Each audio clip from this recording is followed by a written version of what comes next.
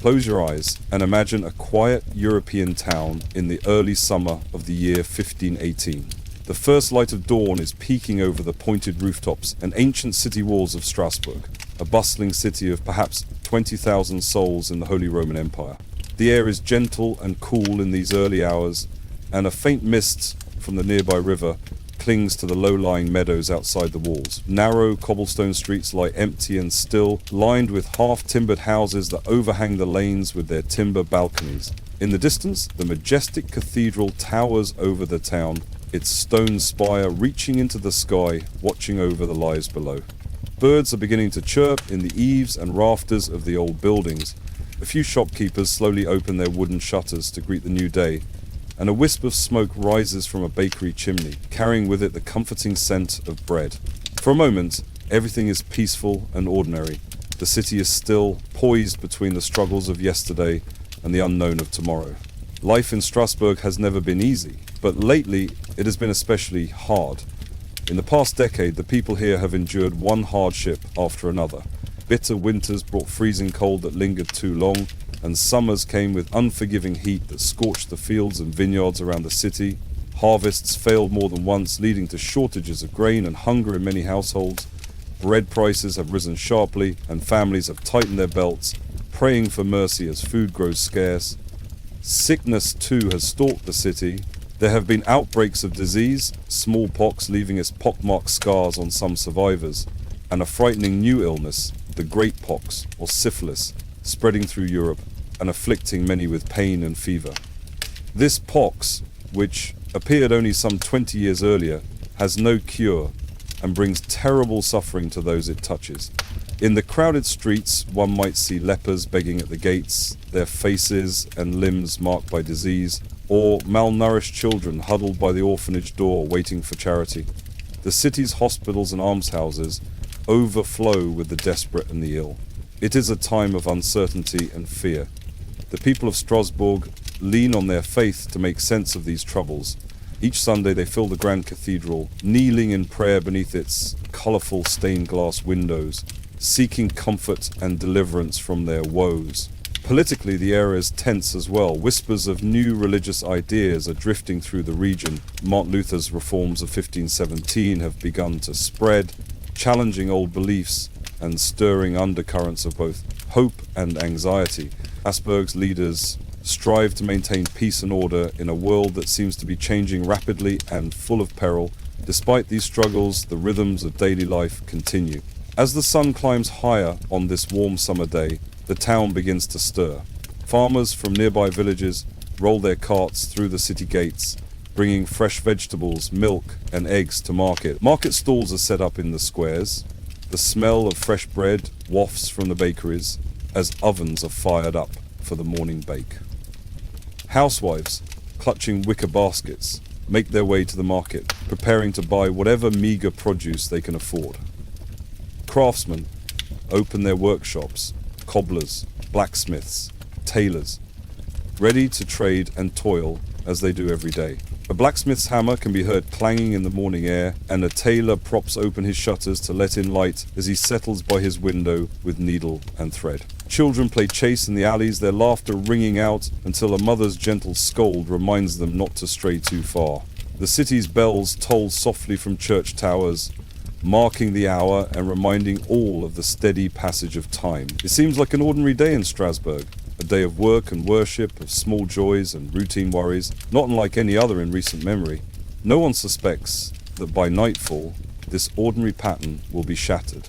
But on this day, something is about to happen that no one in Strasbourg could have predicted. It will begin quietly and innocently on one of those narrow side streets, and then grow into a phenomenon that engulfs the entire city in bewilderment and fear. It will be remembered for centuries as a time when reality itself seemed to waver, when scores of people were gripped by an inexplicable compulsion. It will come to be known as the Dancing Plague of 1518, a strange and haunting episode during which ordinary men and women found themselves dancing without control for days on end. And it will all start with one person. It is mid-July in the summer of 1518, under a bright blue sky and a steadily climbing sun.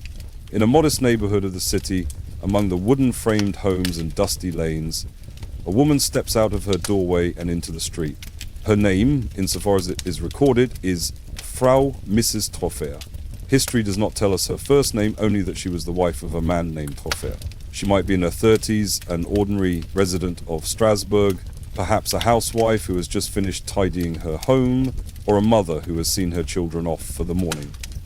She wears a simple linen gown typical of the townswomen, and her hair is covered with a modest cap. Neighbours hardly take notice as she first appears outside her home. It's not unusual to see women stepping out to sweep their stoops, or chat briefly with a neighbour in the morning. One neighbour, a tailor named Johann, is watering the small flower box outside his window and glances at her briefly before returning to his task. But then, without warning, Frau Troffer begins to dance. At first, it might seem like a moment of simple merriment or an eccentric whim. There is no music to be heard. Yet she suddenly lifts her arms and starts to move her feet in an uncanny rhythm. She sways and twirls on the cobblestones as if caught up in a private melody that no one else can hear. The only sounds are the gentle scrape of her shoes against the stones and the rustle of her skirts as they swirl around her. And a passing fruit seller, pushing a handcart, pauses and tilts his head in confusion, wondering if she is doing a little jig for some personal celebration. A couple of children, seeing her spin, giggle and clap, thinking perhaps it's a game. One or two onlookers smile uncertainly, assuming she will stop after a brief playful jig. But Frau Troffer's face is not one of joy. There is no smile, no laughter. Those closer to her can see that her expression is distant and blank, her eyes staring ahead almost sightlessly. Sweat starts to bead on her forehead under the morning sun, which is growing hotter with each passing hour, yet she does not slow down. Minutes pass and her dance does not cease. What began as a curious, amusing sight soon becomes unsettling. She keeps swinging her arms and stepping briskly side to side, her movements growing more frantic rather than tiring out. A small crowd begins to gather, maintaining a respectful distance. They watch with a mix of amusement and mounting concern. One woman murmurs a quiet prayer, unsure whether this is some harmless folly or the first sign of madness. A baker's apprentice comes out of the bakery, dusting flour from his hands, to see why people have gathered, and he frowns at the spectacle of the woman dancing alone in silence. By late morning, Frau Troffer is still dancing. Her chest heaves with exertion, and her breaths come fast, yet she continues as though compelled by a force beyond herself. The sun climbs high toward noon, shining directly down onto the little street. The stones beneath her feet have warmed in the sun and begin to burn through the soles of her shoes. Sweat drips from her temples and soaks the cloth of her bodice. Her neighbors now fully believe that something is very wrong. It isn't normal, isn't possible for someone to dance so long and so fiercely. Some approach her to check if she is all right. One kindly neighbor reaches out and gently tries to take her arm, perhaps thinking she's having a fit or needs help balancing. But Frau Troffer spins away, her feet tracing a jagged circle on the road. Her husband, Herr Troffer, by now has heard the commotion and rushes home from whatever work he was tending to. He finds his wife under the glare of the midday sun, dancing in a way he cannot understand. Worried and confused, he pushes through the small crowd. Gently, he tries to grasp her by the shoulders to stop her frantic turning. He implores her to please rest, offering cooling words of concern, but she seems deaf to his entreaties. She slips from his grasp, her body twisting and her arms flailing out of his reach. Others join him in trying to persuade her. A townswoman catches Frau Troffer's arm for a moment, only to have the dancing woman yank it free and continue her relentless motion. It is as if Frau Troffer cannot even hear them. As the day wears on into afternoon, word spreads through the neighborhood and beyond. There is a woman who simply will not stop dancing. Curious onlookers from other streets make their way to see this phenomenon. People crane their necks from doorways and shop windows. Some trail behind her at a cautious distance as she moves up the street, their faces etched with perplexity. By now no one is amused. They are alarmed. The idea that someone could dance for this long against her own apparent will feels eerie and frightening. Some in the growing crowd begin to suspect supernatural causes. St. Vitus's curse, an older man mutters. invoking a saint known in legend to punish sinners by making them dance. Perhaps she's possessed, a woman whispers, clutching her rosary tightly with white-knuckled fingers. Her companion grimly nods, eyes never leaving the frenzied figure of Frau Trophia as he makes the sign of the cross. Mothers usher their children away from the spectacle, fearing that whatever afflicts this woman might be catching or that it's the work of the devil. The faces of the onlookers are now grim and tense. They sense that they are witnessing the beginning of something terrible and unexplainable. Her husband has not left her side. He walks alongside her, sweat on his brow from anxiety and the heat, his hands hovering near in case she stumbles. As dusk approaches and the summer sky takes on hues of violet and deep blue, he enlists the help of a couple of strong neighbors. Together, they plan to restrain Frau Trophia long enough to get her inside their home to rest. By now, her steps are faltering and her face is drawn and ashen with exhaustion, yet still her body refuses to quit its strange dance. Two men carefully approach on either side. At a moment when she stumbles, they each take hold of her arms. A third person brings a stool out, hoping to sit her down. For a brief moment, they manage to stop her movement and ease her onto the stool. Frau Trophia is trembling from head to toe, her muscles in relentless spasm. The moment the men loosen their grip to reposition her, she suddenly stands again, almost wrenching free, and resumes a weak but determined shuffle. When darkness finally falls and the church bells ring out the hour of Vespers, Frau Trophia is still moving. Neighbors light a couple of oil lamps and torches along the street, casting flickering light on the surreal scene. In the orange glow, her figure lurches and twists, and her elongated shadow dances along the walls of the houses, making it look as though multiple spectres were cavorting beside her. By now, her legs must ache beyond anything imaginable. Her feet are lightly blistered and raw inside her shoes, and her whole body is quivering with fatigue. Her neighbors have tried everything they can think of, coaxing, praying, even trying to scare her, but nothing breaks whatever spell she is under. Eventually, sheer exhaustion begins to take its toll. Her movements grow smaller, more erratic. She staggers, nearly falling, catching herself against a wall, and then pushes off to continue a few steps more.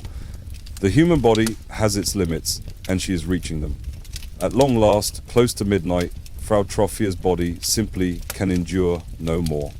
With a final shudder, she collapses to the ground in a heap, unconscious or in a faint. Finally, at rest. A collective sigh of relief rises from the remaining onlookers. Her husband and a couple of neighbors rush forward with lanterns. They bend over the prostrate woman, afraid for a moment that life might have left her, but she's still breathing. Her chest rises and falls rapidly, her face pale and slick with sweat, strands of hair plastered to her cheeks. Carefully, they lift her. Her limbs dangle limp now, free of the terrible compulsion, at least for the moment. Two men form a kind of seat with their arms, and Herr Trophia cradles his wife's head as they carry her back through her own doorway. Inside the modest timber-framed house, they lay her gently on a bed. A kindly neighbor brings a damp cloth and dabs Frau Trophia's flushed forehead, while her husband removes her shoes and covers her with a light sheet. The poor woman's feet are indeed swollen and raw. Later, they will bandage the blisters, but for now, she is finally still. Outside, the townsfolk linger in the warm summer night, murmuring among themselves in confusion and dread. Many cross themselves or utter fragmented prayers as they disperse to their homes in the late night hush. None can fathom what they have witnessed. As they retreat to their own beds, they wonder with heavy hearts what will become of Frau Trophia in the morning, and whether this strange event was but an isolated curiosity or the beginning of something far more terrifying. But the strange compulsion is not finished with Frau Trophia. In the cool grey light of early morning, perhaps just after the rooster's first crow, before the sun has fully risen the next day, she is on her feet again. As dawn breaks, neighbors who pass by the Trophia house can scarcely believe their eyes. There is Frau Trophia, back in the street, swaying and stepping in that same frenzied rhythm as the day before. Despite the pain and exhaustion that must rack her body after yesterday's ordeal, The woman has resumed her dance, as if drawn by an invisible thread the moment she awoke. Perhaps her husband thought she would stay in bed, but instead he awoke to the creaking of their door and found her already outside, starting to twirl. Once more her arms flail and her feet tap and slide insistently across the cobblestones. Any hope that the night's rest would cure her is shattered. Whispers of worry turn to palpable alarm. What could possess a person to dance herself to the brink of collapse and then, after only a few hours of sleep, begin again at first light? As the new day wears on, something even more unexpected occurs. A handful of those who come out to watch find their own bodies starting to sway and jerk in eerie sympathy. It begins with one person, a young man in his early 20s named Emil, a shoemaker's apprentice. He has been observing Frau Troffea for hours, his face a mixture of pity and fear. As he stands among the onlookers, he feels a strange tingling in his legs. Before he knows it, his feet are shuffling awkwardly in place. A neighbor notices Emil beginning to move strangely and shouts for him to stop, but Emil's face has taken on the same distant, haunted look that Frau Troffea's had. With a cry of distress, he stumbles forward and starts to dance, his arms flapping, his body twitching as if he too were a puppet on the same invisible strings. The crowd gasps. One of Emil's friends rushes to grab him, but it is too late. The young man twists away, his feet stomping the ground in a wild jig. Not long after Emil's disturbing transformation, an older woman who has been watching from the edge of the crowd also succumbs. This woman, known in the neighborhood as Frau Margaret, had brought a bowl of broth to offer to the exhausted Frau Troffea. She set the bowl on the doorstep while watching the commotion. As she stands there, a tremor passes through her outstretched hand, then shoots through her entire body. With a strangled sob, Frau Margaret begins to twirl in place, her apron flying as she spins. Those near her step back in shock as this respectable matron of the neighborhood starts hopping and dancing, just like Frau Troffea, as if some contagious madness has entered her veins. The bowl of broth clatters and spills, forgotten on the stones, as Frau Margaret joins the involuntary revel. Within hours, several others have been seized by the same compulsion. By the end of that second day, a small group of perhaps a dozen dancers are in motion, scattered along the street, men and women of various ages, people who, until that morning, had been merely sympathetic bystanders, are overcome by an irresistible urge to dance. Some of these new dancers had tried to hold back, pressing themselves against walls or gripping onto door frames to resist, only to leap out moments later as if pricked by a spur. On their faces is the same mixture of agony and resignation that Frau Troffea displayed. Neighbors and family members look on in horror. A few of the afflicted manage to gasp out pleas or cries that they cannot stop, begging for help before losing the breath to speak. In some households, multiple members find themselves drawn in. There are tales of a mother and daughter who both begin dancing after witnessing each other fall into the trance, each one horrified yet unable to cease. Onlookers are both fascinated and frightened. The little street where it began can no longer contain the crowd of spectators. By now, people are coming from other quarters of the city to see this phenomenon, and the dancers, not confined to one spot, have begun to drift toward more open public areas as they hop and sway. The sight is both pitiable and terrifying. The people of Strasbourg, devout as they are, start attributing this to supernatural causes in earnest. Some openly accuse the devil of being at work. Others fear that God, in his wrath, has sent a scourge of madness upon them, perhaps to punish hidden sins. The whispers in the crowd are panicked and superstitious. Parents tightly grip their children's hands and hurry them away, as if an evil wind were blowing down the street that might infect the unwary. The more the dancers thrash, and the more newcomers join them, the more fear spreads among those watching. It is as if the very sight of the dance carries a contagious power, planting the idea deep in the minds of onlookers that they too could fall victim. Strasbourg's deeply religious populace, already primed with fears of divine wrath and demonic influence, see the spectacle, and some feel a tremor of terror that perhaps Saint Vitus, whom many believe can curse sinners with dance is casting his shadow over the city. Few among the crowd, feeling sudden anxiety and guilt over their own sins, choose to step forward and join the dance intentionally, believing that by participating they might preempt or mitigate the punishment. In doing so, they only swell the ranks of the afflicted.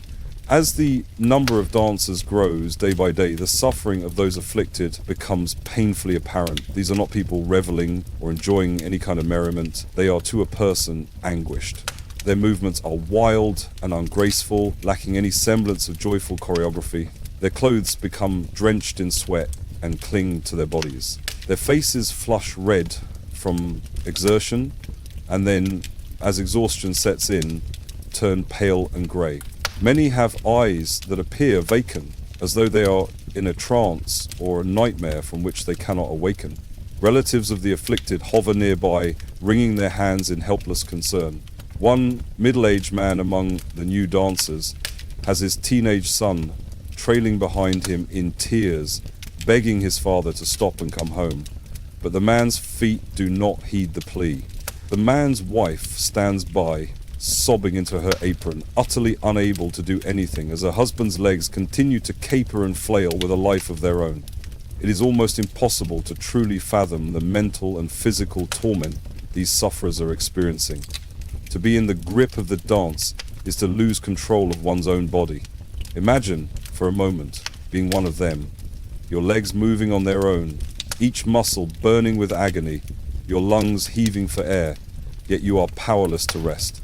Perhaps your mind screams for relief. You might even cry out a prayer or a plea for someone to save you, but your body refuses to obey that desperate wish. Some dancers lightly feel their consciousness slip into a hazy delirium after countless hours, the world around them blurring as pain and exhaustion numb their senses.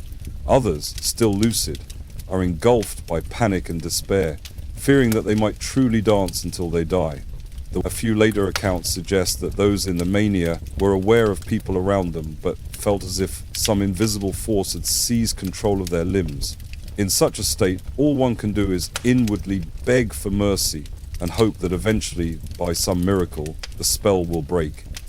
It is a level of suffering and helplessness few of us can imagine, a waking nightmare of movement without rest. By the third day or so, as dozens of people in total have experienced the dancing fit, some collapsing and others newly joining, the growing emergency draws the attention of the city authorities. The town council of Strasbourg, responsible for maintaining order and public welfare, holds emergency discussions. The council is composed of the city's respected burghers and officials, sober-minded men who have governed through plagues and famines, but they have never seen anything like this. Reports of people dancing themselves to injury or death are frightening, and the council has realized that this bizarre crisis could spiral into full-blown chaos if not handled quickly and decisively. One of the council members, the learned jurist and writer Sebastian Brandt, famed author of The Ship of Fools, a book that, with eerie foresight, contains a chapter condemning the folly of excessive dancing, finds himself witnessing a real-life folly far beyond anything he imagined in his satire. The council seeks advice from those considered knowledgeable in such matters. First, they call upon the physicians of the city. The local doctors, educated in the scholastic tradition of the day, approach the problem through the lens of the ancient theory of the four humours. Several physicians venture out to observe the dancers up close. You can picture them in their dark robes, perhaps pressing a perfumed handkerchief to their noses, against the smell of sweat and dust, as they cautiously take the pulse of a man who won't stop jiggling his legs, even while slumped against a wall, or peer into the vacant, red-rimmed eyes of a woman who has been dancing for days. After conferring and pondering according to their medical texts, the doctors present a diagnosis to the council. They believe these afflicted people are suffering from an excess of hot blood, in essence a kind of fever that has overheated their brains and driven them into mad motion. They describe it as a natural disease, a type of overheated blood or blood fever that must be treated accordingly. Having settled on a cause in line with prevailing medical theory, the physicians recommend a most curious cure. Typically, for an excess of heat or blood, a common treatment would be to bleed the patient or apply cooling remedies. And indeed, some of the doctors do consider bloodletting or concoctions of cooling herbs. But the physicians also recall that there is precedent for this strange affliction and how it was handled in the past. Drawing on descriptions of earlier outbreaks of dancing mania, they note that some accounts mention patients being cured by allowing them to continue dancing, essentially to dance themselves free of the malady. Perhaps by keeping the afflicted in constant motion, the fever will burn itself out, or the excess blood will be expended through sweat. In humoral theory, sweating and vigorous activity can expel toxins and rebalance the humors.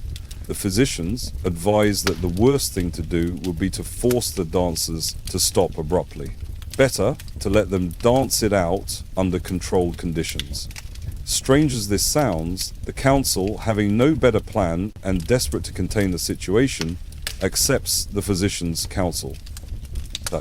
So, the authorities undertake a remarkable experiment. Instead of suppressing the dancing, they will organize it. They set aside areas in the city where the afflicted can gather to dance under supervision, hoping to create the optimal conditions for the sickness to run its course quickly. Messengers are sent to commandeer carpenters and laborers. Under hurried orders, sections of the city are prepared to accommodate a mass dance. The guild hall of the carpenters and the guild hall of the tanners, large empty floored buildings, are emptied of furniture and repurposed as indoor dance halls for the sick. In addition, in public spaces like the horse market and the grain market, wooden platforms are hastily built by teams of carpenters. The sound of hammers echoes through the squares as curious townsfolk look on. Within a day or two, Strasbourg has constructed stages and cleared spaces for the dance. Once the stages and halls are ready, the city begins rounding up the afflicted and guiding or carrying them to these designated areas.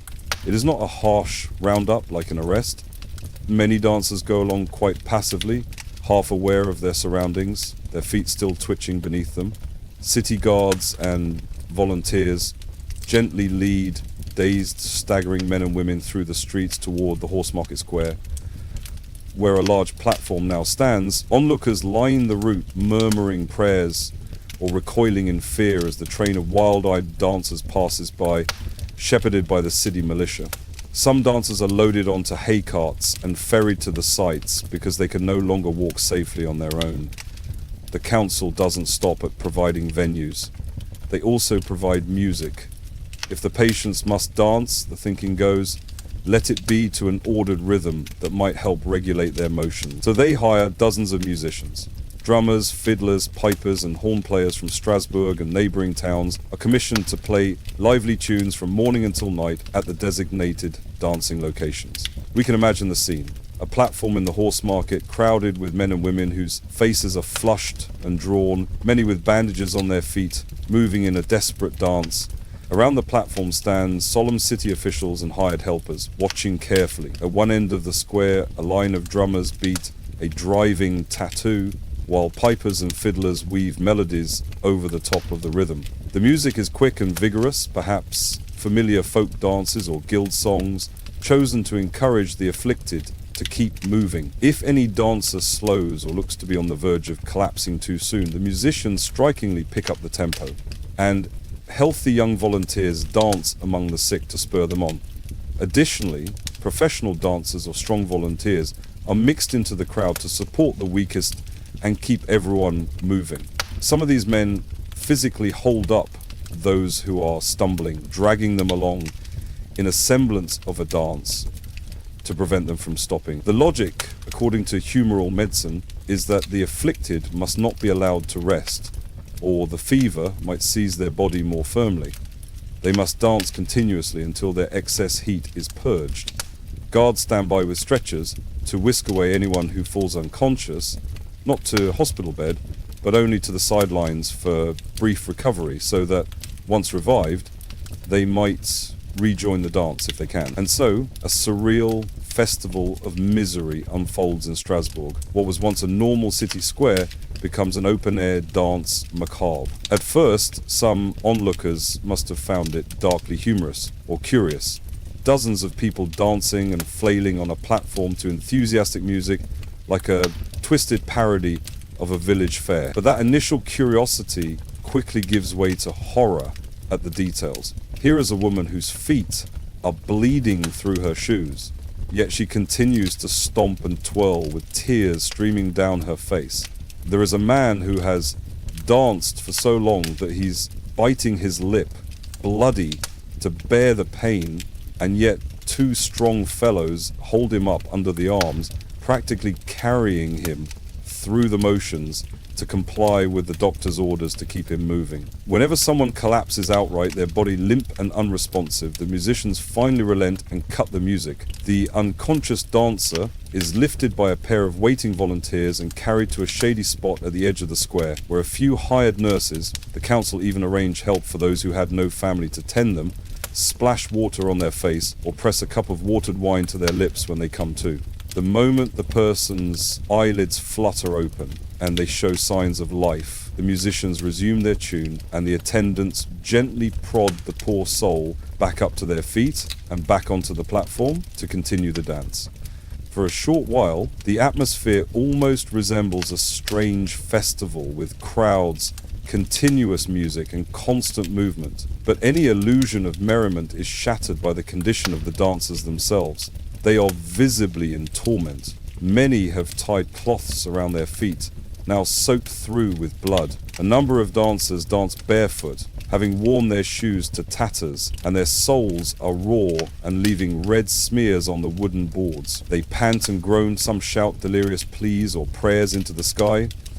The music, meant to be jaunty, sounds grotesque when paired with the anguished faces of those who dance. On the sidelines, relatives of the afflicted stand with bowls of water, bread, and apples, desperately trying to sneak sips of water or bites of food to their loved ones during brief pauses or while spinning past. The councillors even provided attendants for dancers who have no family. A kind youth might jog alongside a dancing elderly man, dabbing his forehead with a wet cloth, or someone may step in to take the place of a dancer's deceased partner to support them. But despite these efforts at care, the treatment is taking a toll. The dancers are losing strength by the hour. It soon becomes clear to everyone that the policy of encouraging more dancing is backfiring horribly. Far from calming the afflicted, it seems to be pushing them to the very edge of human endurance. And beyond, the city begins to count not just dancers but casualties. One by one, some of the dancers collapse and do not rise again. Whispered rumors spread through the gathered crowds that on certain days, a handful of the afflicted have danced themselves to death, falling down, convulsing, and never regaining consciousness. Whether the number of dead is as high as some later exaggerated accounts claim, some speak in hushed tones of up to a dozen per day at the peak, or whether these reports are inflated, the reality is grim enough. Lives are being lost. The sight of bodies being hauled away from the stage, wrapped in shrouds after the life has finally ebbed out of them, shakes even the confident physicians and city councillors. The town council realizes that they can no longer continue on the course they set. The supposed cure is killing people. This is the breaking point. Thus, in early August 1518, roughly a month into the outbreak, the authorities make a dramatic about-face. They order an immediate end to all public dancing in Strasbourg. The stages that had been erected in the markets are torn down, the musicians are silenced, drums and pipes that have played incessantly for days are ordered to cease. No more music is to echo in the squares. An official ban on dancing is proclaimed throughout the city. This decree is far-reaching. Not only must the afflicted cease their forced dance, which in truth many are now too weak to continue anyway, but all citizens are forbidden to engage in dancing of any kind until the crisis passes. This includes even customary celebrations. Weddings, for example, which would typically feature joyous dancing, are commanded to proceed without the usual revelry. According to later chronicles, exceptions are made only for the most solemn of occasions, and even then with strict limitations. For instance, at a wedding or a religious festival, people may, at most, perform a modest slow dance indoors with only the gentlest string music for accompaniment, but no drums, no vigorous jigs, nothing that could excite the blood. The council effectively outlaws dancing and loud music in an attempt to calm what they now believe may be a supernaturally or spiritually fueled epidemic. At the same time, the council turns earnestly to the church for help. If a natural medical solution has failed, perhaps the cause and cure is supernatural after all. Many in Strasbourg already suspect that this is no ordinary illness. Whispers about St. Vitus and divine wrath have circulated since the early days of the plague. St. Vitus, the patron saint invoked when people danced uncontrollably, looms large in the popular imagination. Some believe that those who anger St. Vitus are cursed to dance. The council and the clergy decide to invoke the mercy of heaven to end the madness. Priests organize special masses and prayer vigils in all the city's churches. In the great cathedral, the clergy lead a solemn procession, carrying relics of saints and chanting litanies. The thick scent of incense once again fills the vast space under the vaulted ceiling as hundreds of citizens kneel and pray for deliverance. Candles are lit on every altar. The clergy pray explicitly to St. Vitus, begging him to intercede and lift any curse he might have laid. In one chapel, a small wax figure of St. Vitus is fashioned and placed on the altar as a focal point for prayers. People file past it, touching the feet of the statue and making offerings of coins or votive candles in hopes that the saint will be appeased. In addition, the church undertakes more direct spiritual interventions with the afflicted themselves. Priests and monks brave the gathering of dancers, now greatly diminished by deaths, incapacitation, and the ban, and perform rites over them. A priest might approach a particularly frenzied individual, holding aloft a crucifix and reciting the Rituale Romanum, the prayers of exorcism, in a firm voice. "In the name of Christ I cast out the unclean spirit," he may intone, as onlookers watch with a glimmer of hope. But as these holy words are spoken over a dancer, they seldom have an immediate visible effect. The person in question usually continues to twist and flail, seemingly insensible to the Latin incantation, until physical exhaustion compels a temporary stillness. Nevertheless, the clergy persist, moving from one afflicted soul to the next, sprinkling holy water that glistens on sweaty brows, making the sign of the cross over each contorted body, and chanting blessings and exorcisms. Some of the dancers do react in subtle ways to these rites. A few break into tears as a priest prays over them, and perhaps some find their limbs calming for a short time. Such moments strengthen the resolve of the clergyman to continue. They are convinced that demonic possession or divine punishment is at work, and only faith can end it. With dancing in the streets now forbidden and public music silenced, the council and clergy take one more decisive step. They will physically remove the remaining afflicted from the city's environment of fear and take them on a pilgrimage to a holy place where they can seek divine mercy directly. The chosen destination is a shrine to St. Vitus, located in the hills about 30 miles to the west, in the region of the Vosges Mountains near a town called Saverne. There, on a leafy mountainside, stands a small chapel dedicated to St. Vitus, a site that for years has attracted pilgrims seeking cures for various ailments, especially those that locals attribute to St. Vitus's influence. If anywhere holds the key to lifting this curse, the council believes it is this sacred shrine. In fact, even before this collective decision, the authorities had made a discreet attempt in that direction. A few days into the outbreak, as the number of dancers first began to swell, they quietly arranged for Frau Trophia, the inaugural case of this plague, to be removed from the city and taken to the San Vitus shrine. Perhaps they thought that removing the catalyst would quell the whole affair, or perhaps they hoped that the saint's healing presence would cure her and set an example. Under the care of a few guards and a wagoner, Frau Trophia was loaded into a cart and carried away from Strasbourg. There, away from the frenzy of Strasbourg, and in the peaceful aura of the shrine, her frantic feet finally came to rest. It was later said that Frau Trophia herself found peace at the shrine, her dancing finally stopping after she spent time praying at that holy place. There are reports that she wept with relief when the involuntary urge left her, the very first of the afflicted to be delivered from the plague. But by the time word of Frau Trophia's improvement reached the city, others had already taken up the dance in her absence. Now, following her example, the council prepares to bring as many of the remaining sufferers as possible to the shrine to seek St. Vitus's forgiveness and healing. Carts and wagons are assembled and padded with straw. Toward the end of August, a strange procession of penance, depart Strasbourg.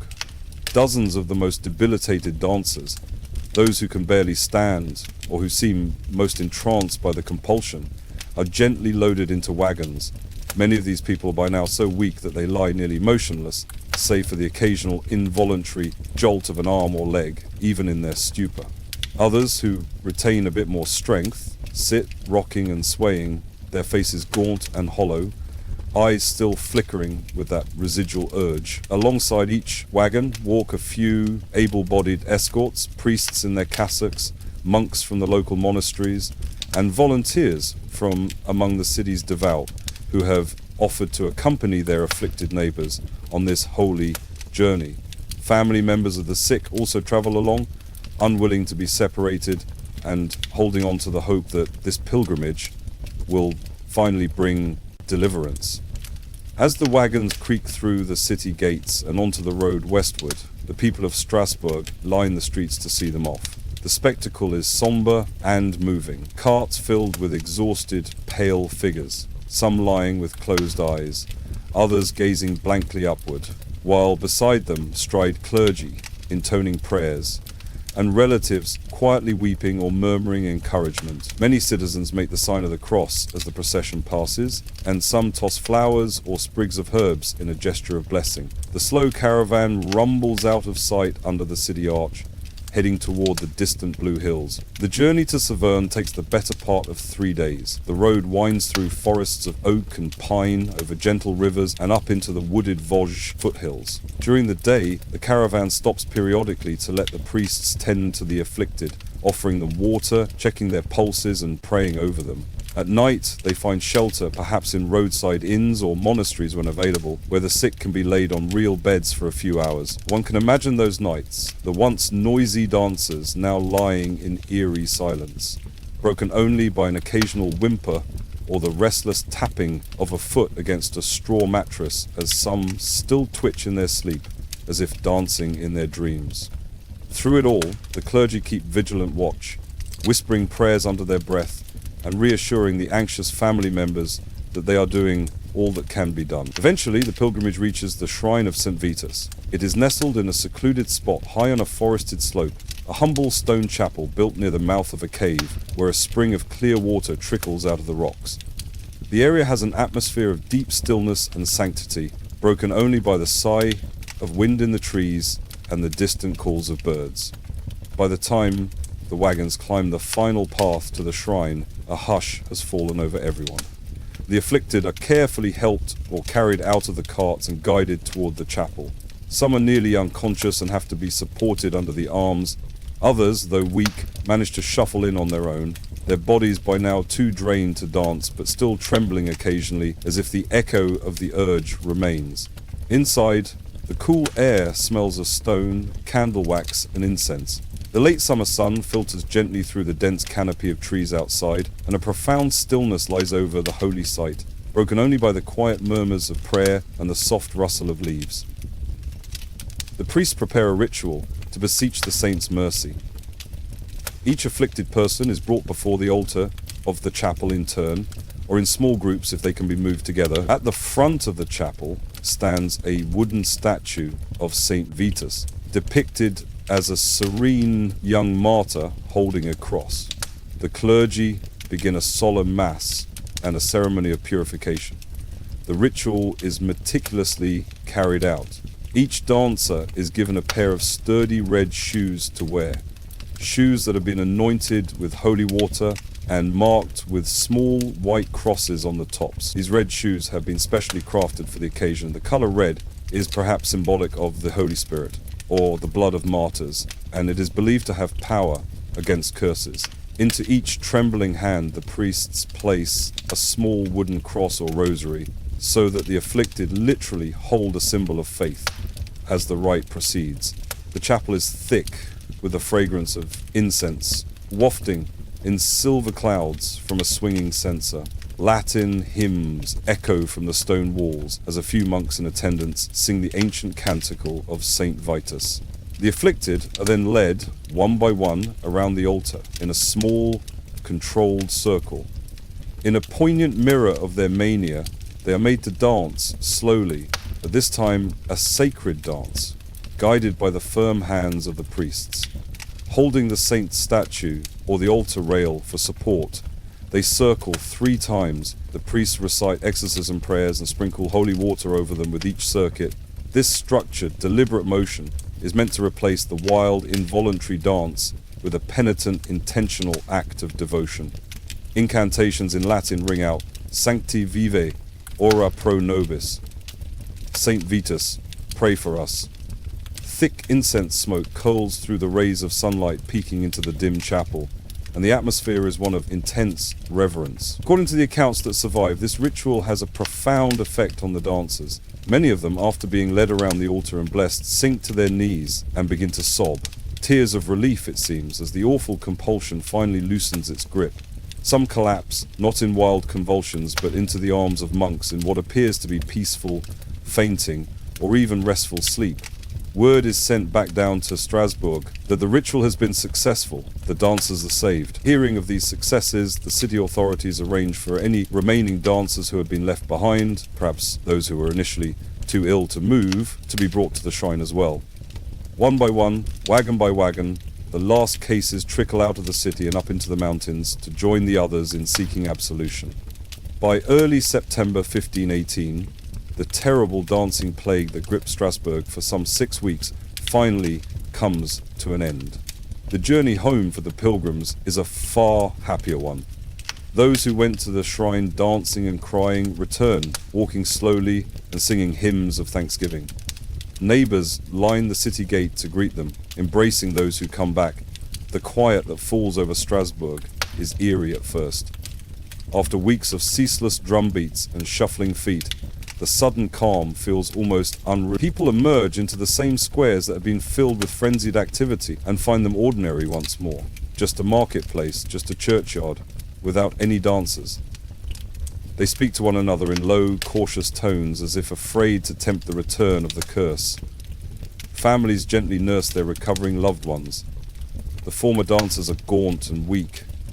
Many have lost weight and bear bruises or bandaged sores from their ordeal. They spend the subsequent days resting in bed or sitting in the sunlight in front of their homes, marveling at the stillness of their own bodies. Friends and relatives bring them simple foods to rebuild their strength, broths, bread, and wine. It is said that some slept for days on end in a deep, dreamless sleep once they finally stopped dancing. A great sigh of relief passes through the city. Strasbourg has survived a most bizarre calamity. In church, on the next Sunday, special masses of thanksgiving are held. The clergy lead prayers not only to God and Christ, but in praise of St. Vitus as well, thanking him for his mercy in lifting the plague.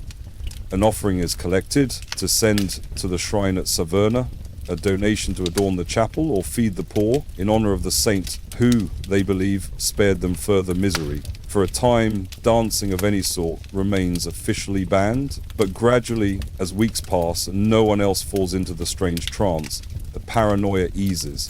By late September or October, the council quietly rescinds the anti-dancing edict. Small, cautious celebrations resume.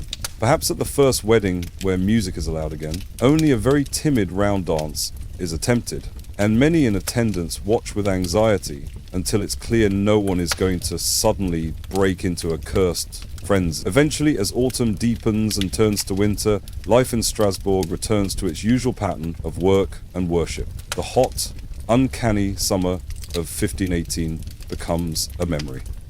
A frightening tale to be recounted and pondered, but no longer an immediate reality. In the years that follow, the people of Strasbourg try to put the ordeal behind them. Yet, as with any great trauma, its echoes do not vanish immediately. Some former dancers wake from sleep in the months after, heart racing, dreaming that they are back in that terrible trance. Many of those who survived will bear aches in their joints or scars on their feet for the rest of their lives. Small physical reminders of a time when they lost control. And the psychological scars are there too. People exchange knowing, uneasy glances whenever the subject of the summer of 1518 comes up. A few of those who dance choose to commemorate their survival quietly. It is said that on the feast day of St. Vitus each year, June 15th, a handful of ex-dancers travel out of Strasbourg and climb the path to the little shrine in the hills. There they light candles or perform a modest, gentle dance in front of the saint's statue, not out of madness, but in thankful remembrance and reverence. Perhaps they feel that by honoring the saint who they believe saved them, they can ensure the curse never returns. These personal pilgrimages, if they indeed occur, are far kinder and more peaceful rituals than the wild plague that had gripped them. In this way, the end of the dancing plague gives rise to small acts of faith and gratitude, a poignant footnote to the story that the official chronicles do not record, but that lives on in local memory and personal devotion. The dancing plague of 1518 stands out in history for its scale and the richness of its documentation, but it was not an isolated incident. In fact, similar outbreaks of inexplicable dancing had been recorded in Europe for centuries before the Strasbourg crisis, and occasionally a few were noted in the years after as well. The people of the Middle Ages and early Renaissance were familiar, at least in legend, with the concept of uncontrolled dancing as a phenomenon, often interpreting it through the lens of religion and morality. One early legend tells of an outbreak in the 11th century that illustrates how deeply rooted such fears were. Sometime around AD 1020, in the village of Kolbig in Saxony, in present-day Germany, a group of villagers allegedly began dancing with wild abandon in a churchyard during the Christmas Eve Mass. They disrupted the holy service with their unruly gyrations. According to the story, the priest leading the Mass, or in some versions, an enraged bishop or saint, cursed the revelers for their sacrilege, condemning them to dance non-stop for an entire year. As the tale goes, the curse took hold. The villagers could not stop their frantic dancing, day or night, through heat or cold, for 12 long months. When the curse finally lifted a year later, the exhausted dancers collapsed and supposedly slept for days on end, ultimately begging forgiveness for their folly. Whether or not this event truly happened as described, the legend of Kolbig shows that people in medieval Europe already believed a supernatural punishment could compel irresistible dancing. Such cautionary tales set the stage for how later real events would be understood. One of the most famous prior incidents occurred in the year 1374, long before Strasbourg's plague.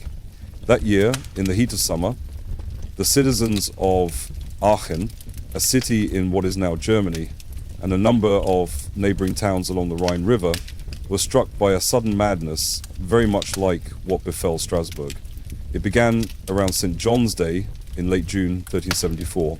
Reports from that time tell of groups of men, women, and even children who began dancing uncontrollably in the streets. They leaped and screamed and fell down exhausted, only to rise and begin their wild dance again. This dancing epidemic spread from town to town along the river valleys of what are now Germany, Belgium, and northeastern France. Medieval chroniclers described how hundreds of people were affected, forming writhing circles in public squares, some of them chanting or seeing visions as they danced. Just as in 1518, many of those dancers eventually collapsed from utter exhaustion, and some are said to have died. The people of that era were bewildered and frightened. They called it by various names: St. John's Dance, because it started near the Feast of St. John, or St. Vitus's Dance, attributing it to divine judgment or demonic possession. Priests conducted exorcisms and led processions of the afflicted to holy shrines, much like in Strasbourg. It is interesting to note that 1374 was a time of great hardship as well. The region was still recovering from the devastation of the Black Death a few decades earlier, and a once-in-a-century flood of the Rhine had recently ruined crops and homes, plunging communities into misery. To those who look back now, it seems that extreme suffering and fear once again prefigured the outbreak of a strange communal delirium. Even earlier than that, medieval chronicles mention scattered incidents of dancing mania, though the accounts grow hazier the further back one goes. In the year 1237, for example, there is a story of a large group of children in the town of Erfurt, in what is now central Germany, who apparently began dancing and jumping uncontrollably, eventually making their way to the town of Arnstadt, some 20 kilometers away. all while in this peculiar trance. This tale of children dancing has an eerie resonance with the later legend of the Pied Piper of Hamelin from 1284, in which a piper leads enchanted children out of a town never to return. It is possible that these legends and events have common roots or were intertwined in the medieval imagination.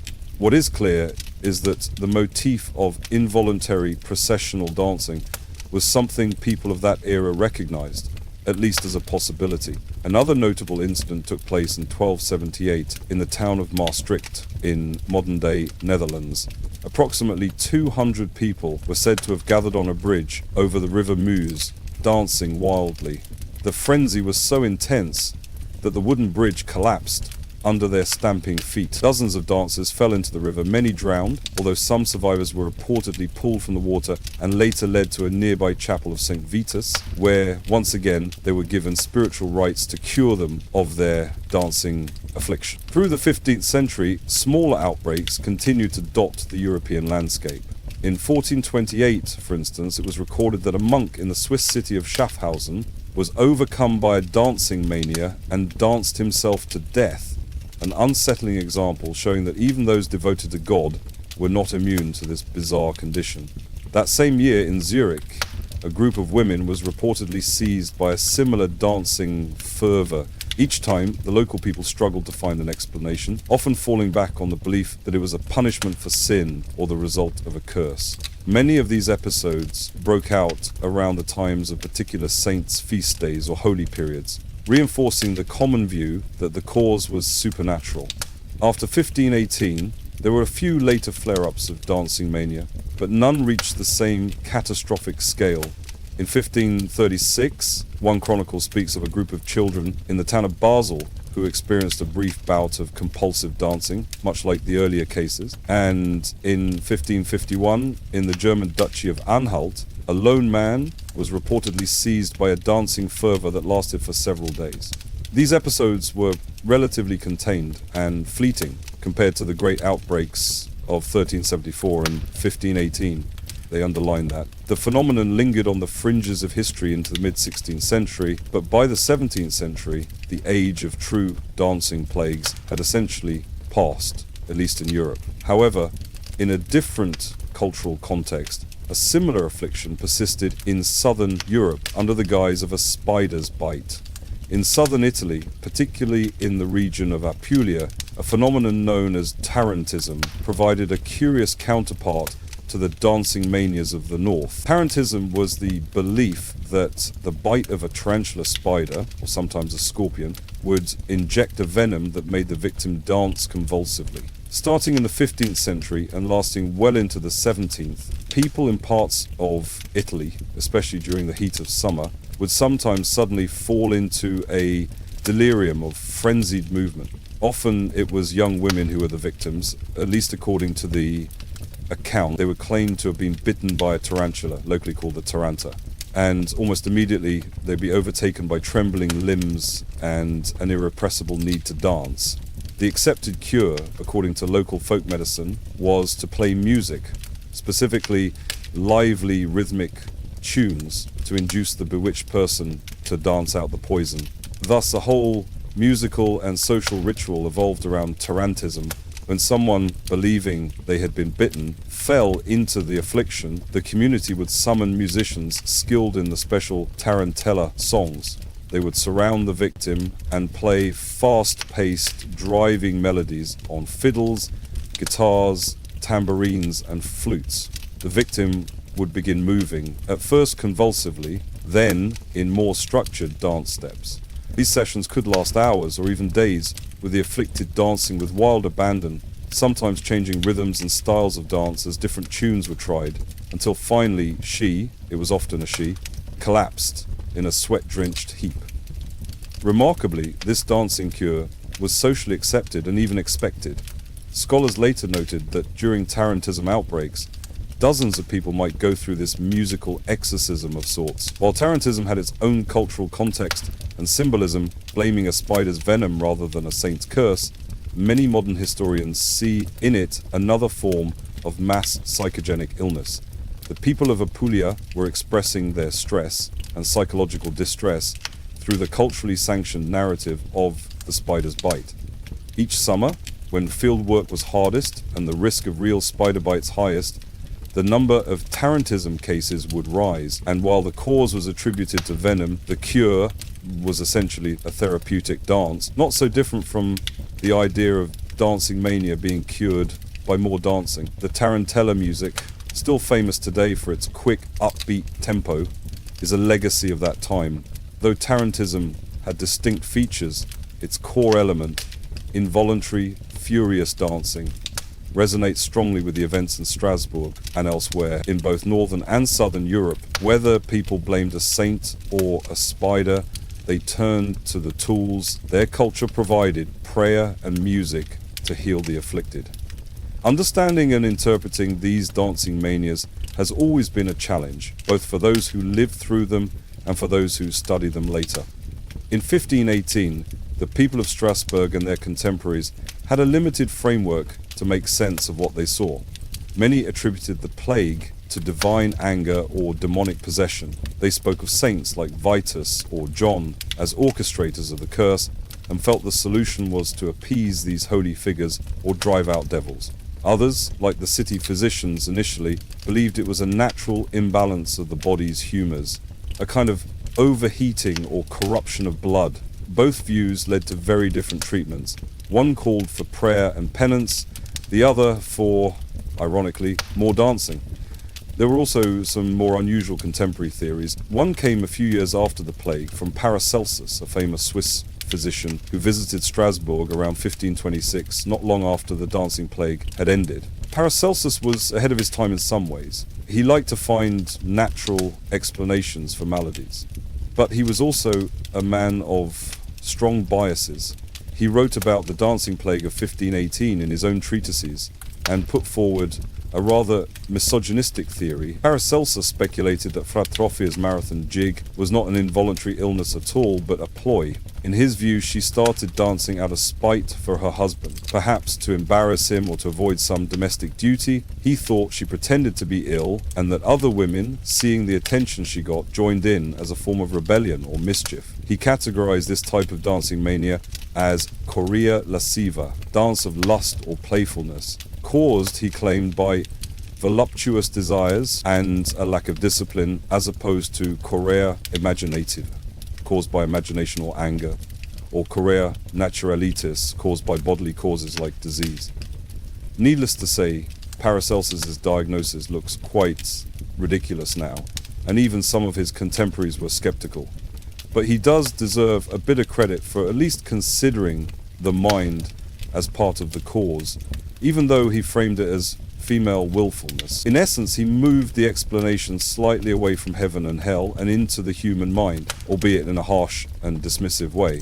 As centuries passed and science developed, the dancing plague of 1518 and similar events became subjects of curiosity for modern historians, doctors, and psychologists. In more recent times, several theories have been put forward to explain what might have really happened during those terrible weeks in Strasbourg. One suggestion, often mentioned in passing, is poisoning, specifically ergot poisoning from contaminated grain. Ergot is a toxic fungus that can infect rye and other grains in wet, warm conditions. If consumed, for example in rye bread, ergot can cause severe symptoms including convulsions, hallucinations, and muscle spasms. Some have likened ergot poisoning to a kind of natural LSD intoxication. Indeed, the hallucinogenic drug LSD was originally derived from an ergot compound. It's true that ergotism, sometimes called St. Anthony's fire in the Middle Ages, was known to cause gangrene and convulsive fits. However, modern experts like John Waller have argued that ergot is an unlikely cause for the dancing plague. For one thing, those afflicted by ergot poisoning are typically too sick to dance. Ergot constricts blood vessels, causing burning pain and usually rendering people bedbound or dead rather than able to dance for days. Also, if ergot had contaminated the food supply, one would expect many other symptoms like digestive issues or limb gangrene, and perhaps a more uniform effect on the population rather than one woman starting and others following over weeks. The pattern of the outbreak, a single starting case followed by a gradually increasing number, doesn't fit well with a sudden mass poisoning. Another hypothesis floated over the years is that the dancers were part of some kind of religious cult or sect, engaging in ecstatic ritual. Perhaps, some sociologists mused, the dancers were actually heretical sectarians who believed in dancing to obtain divine favor or forgiveness, and things got out of control. However, the historical evidence strongly contradicts this idea. The reports uniformly describe the dancers as distressed and desperate to stop, not as willing participants in a planned rite. If anything, members of fringe religious movements who practiced ecstatic dance, and there were some, like certain sects of flagellants or shakers, did so joyously and intentionally. What happened in Strasbourg clearly was not a pre-planned gathering. It was chaotic and unwelcome, even to those dancing. So the cult theory has little support among historians. The explanation that has gained the most acceptance, particularly in recent decades, is that the dancing plague was a form of mass psychogenic illness, or mass hysteria in older terms.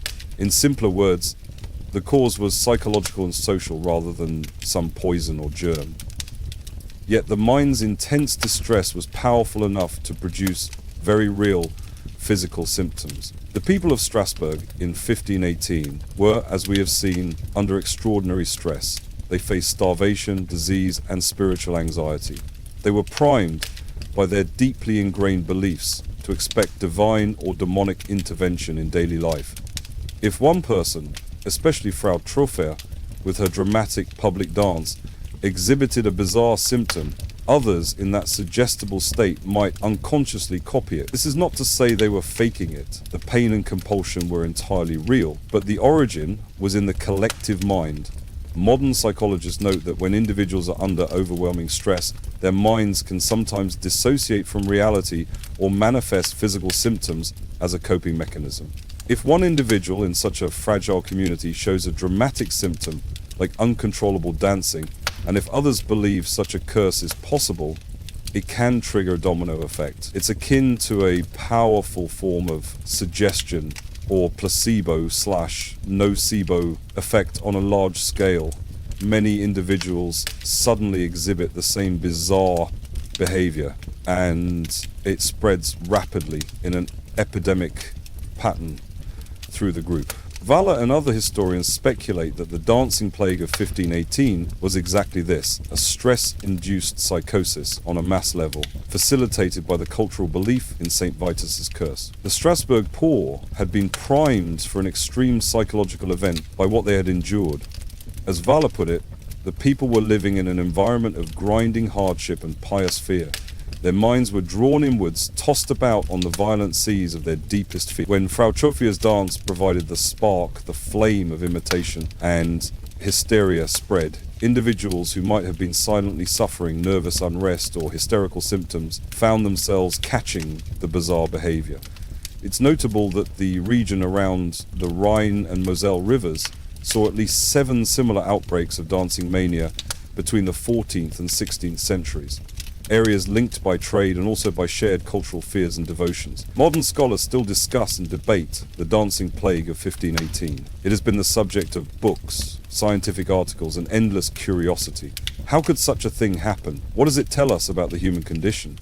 The event serves as a case study in the annals of psychology and sociology, a dramatic example of how our minds, our beliefs, and our social environment can produce real physical effects. Each retelling and analysis comes back to the same core truth. Our capacity for collective behavior, both rational and irrational, is immense. The people of Strasbourg in 1518 did not have the language of mass hysteria or psychosomatic illness, but they lived through an extreme manifestation of those phenomena. Today, with our modern understanding, we view the dancing plague as a convergence of stress, fear, and the powerful sway of suggestion. Yet for all our knowledge, a hint of mystery remains. Cases like this are rare, and they remind scientists and historians alike that there are still aspects of the human mind we do not fully grasp. The fascination with the dancing plague of 1518 did not end with its survivors. In the years and centuries afterward, it filtered into culture and cautionary law. Chroniclers wrote about it in their histories, ensuring that later generations would not forget the bizarre event. Medieval and Renaissance artists found macabre inspiration in the story as well. In the 17th century, for example, an engraved illustration by Hendrik Hondius depicted a handful of afflicted dancers in mid-frenzy, wild-mind and unsteady, providing a visual record of the strange episode for those who had only heard of it in chronicles. Such images and stories gave the dancing plagues a semi-legendary status. The term St. Vitus's lived on, though. By the 17th and 18th centuries, physicians were using it to label a different ailment, Sydenham's chorea, a nervous disorder in children that causes twitching. Still, the echo of 1518 was there. Whenever unusual collective behaviours arose, fits of tremors in a convent, or laughing contagions in a school, people would draw parallels and remember Strasbourg. The dancing plague entered European folklore as a warning of how sin or superstition could manifest, and into medical literature as a perplexing example of mass madness. It stood as a symbol in both domains, straddling the line between the supernatural and the scientific. Now, centuries later, the tale of the dancing plague is something we reflect on with wonder. It reminds us that even in times of great distress, communities can pull through, and that understanding can eventually emerge from chaos. In the stillness of the night, as the world outside grows quiet, we can take comfort in knowing that the frantic dance has ended, that peace prevailed, and that after the most unsettling of days, a calm night always follows. The streets of Strasbourg are silent once more, and all is at rest. The night is deep and still. A gentle breeze drifts through the empty streets where only hours ago there was commotion, rustling the leaves of the linden trees and carrying with it a sense of renewal. Not a single footstep can be heard now, only the occasional hoot of an owl by the city walls and the soft hush of the river flowing in the dark. The people of Strasbourg, exhausted by what they have witnessed, have finally closed their eyes in the safety of their homes, embracing a well-earned sleep. The nightmare has passed. In this quiet, one imagines even the town itself breathing a sigh of relief. Tomorrow the sun will rise on a community made wiser and more grateful for the ordinary calm of everyday life. For now, under the gentle light of the moon and stars, Strasbourg is at peace. After turmoil, tranquility has returned, a reminder that no matter how strange and harrowing the day may be, the night that follows can still bring solace and rest.